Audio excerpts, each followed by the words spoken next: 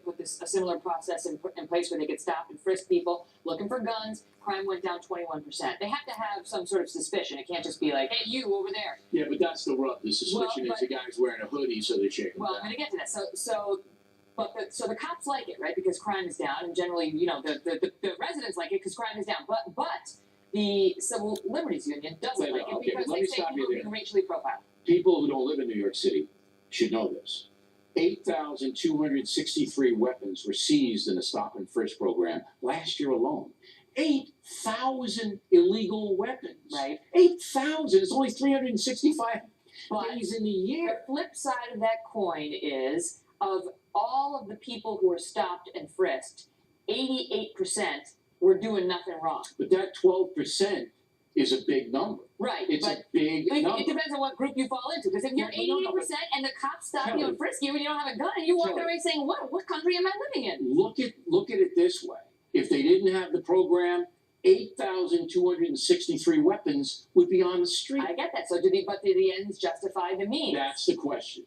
And the civil liberty people say, and also the minority community, in some of them, say, look, you're picking on us. And it's all minorities. Well, I don't forget a judge here in New York found, looking at the statistics, that overwhelmingly you have minorities who are being. Well, there's no doubt about that, because where are most of the shootings and murders taking place? In the minority neighborhoods. Well, and the cops here in New York City say overwhelmingly the people against whom the guns have been used are also minorities. Okay, Kelly and I, when we get finished the factor, we're going to walk out and go home. They're not going to stop and frisk me. They might you just for bad reasons, but not me, all right? Because we're, you know, look like we're law-abiding. But down in Bed-Stuy or in other very high crime neighborhoods, the cops flood the zone. They see guys hanging around. Well, that's the problem. When you get into look like you're law-abiding, you wind up in situations like we saw down in Florida where somebody assumes he's a lawbreaker. The decision society has to make is, do you intrude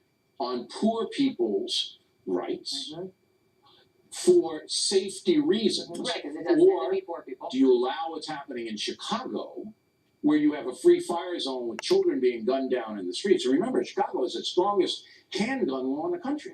But the gangsters don't care about handgun laws. They're going to carry guns if they want to. Right. And the only way to stop them before they shoot someone is this. There isn't any other way. Well, Philadelphia also has a similar program. And now they've had to crack down on it a bit because of similar programs. And they found this sort of hybrid program where they do what we do in New York, but they have an independent monitor oversee it. That's fine. If they want to do all that stuff, which they think is armband, and he's watching. So you strike the happy medium. Happy medium. Okay. San Francisco wants to start stop and frisk. Yeah. A mayor who says he was a progressive before a progressive, you know, they're banning goldfish there. You can't have a goldfish there, but they want to stop and frisk. The way he put it was, I think we have to get the guns. We have to get the guns. So he believes that they've got a gun problem, and apparently a lot of the progressives who are out there, you know, city council in San Francisco, are shocked that the mayor is even. But here's the problem with doing stop and frisk in San Francisco: nudity is legal.